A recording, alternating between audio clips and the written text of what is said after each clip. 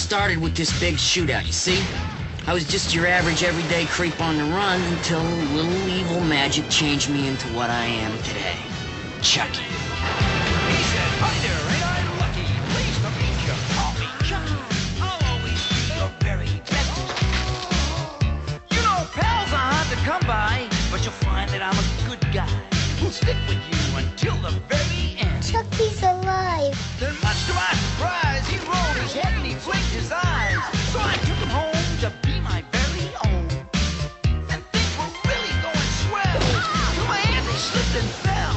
And Chucky laughed and said, now we're alone. Wow, you come out and play. Listen up, fool, I'll tell you why. Chucky's bad, that ain't no lie. Chucky, go away. You're too rough when you play. Over in the corner now, peekaboo. Hidey, hidey, ha, ha, I see you. Give me the power, I beg of you. Child's Play, now on video cassette. Welcome back to the 31 Days of Spooks. It's the 2025 edition, and today I'm starting this year off with Child's Play, released in 1988, the very start of the Chucky franchise. Alright, Child's Play, what is it about?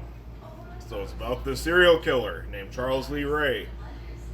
He is being chased by the cops, and he's mortally wounded, so instead of dying, he transfers his soul into a doll. And that doll, of course, becomes alive, and he embarks on a mission to transfer that soul from the doll into the 6-year-old boy's body, as he is the first one who he revealed that secret to. Okay, Child's Play. It's an iconic slasher from the 80s, and even though I do think the late 80s is a slightly weaker time for slasher films than what the early to mid 80s were, Child's Play is one of the ones that stand out. This movie's a blast. It may not have the best kills, but my god is this movie entertaining. I think Brad Dourif is terrific as Chucky. And yeah, you know he's iconic when he has played this role for over 30 years. 30 years of voicing this character. I mean, more than 30 years, I should say. And yeah, he's never missed a beat. Not in this movie, and not in any of the subsequent sequels. Or the TV show. He is terrific. And all of the performances in this movie are great as well. Alex Vincent, who plays Andy Barkley, the 6-year-old boy that Chucky wants to possess. He is a great child actor, and we'll be seeing more great child actor performances throughout the course of this season of 31 Days of Spooks. You got Alex Vincent playing Andy in Child's Play 1 and 2, but we're not going to be talking about Child's Play 2 for now. We're just talking about the first one. Then you got Macaulay Culkin giving a great performance in a movie later on. I'll be reviewing later on. But yeah, he's great. He sells the horror perfectly. You can definitely tell that he is doing his best to really act like a child who was absolutely terrified by the events that are happening to him.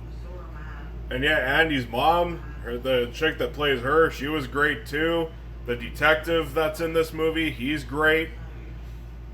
And then you get this one scene involving this one guy that Chucky knew as Charles Lee Ray. And this guy was supposedly taught him these spells that he knows to transfer souls.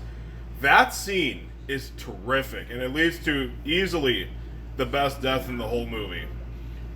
That scene is brutal, and it is great, and just the dialogue between Chucky and this guy is nothing short of fantastic. And when it comes to the horror in this movie, it's very typical 80s horror movie stuff. Like, you got this very haunting, like, synth-heavy score, and then you got some nice scenes of tension, and I mean this all, when I say typical 80s horror stuff, I mean that as a compliment. Because I love 80s horror, and this movie, if you just want some great 80s horror, this movie will satisfy that craving. Yeah, you got some nice scenes of suspense and tension.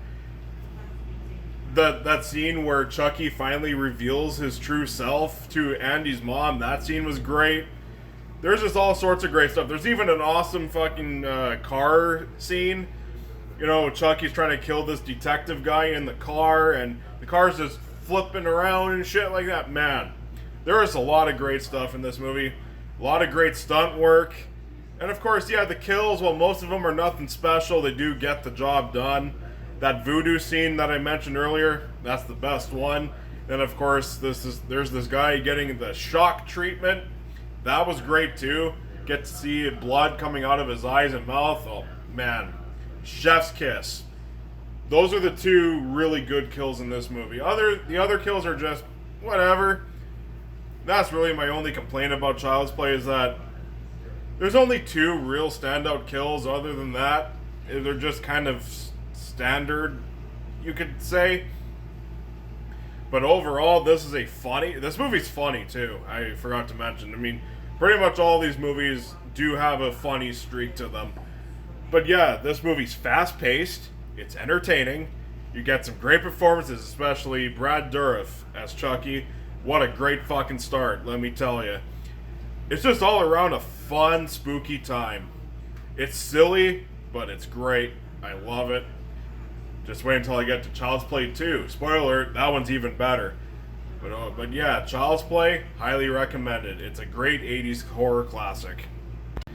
I am going to give Child's Play 1988 an A.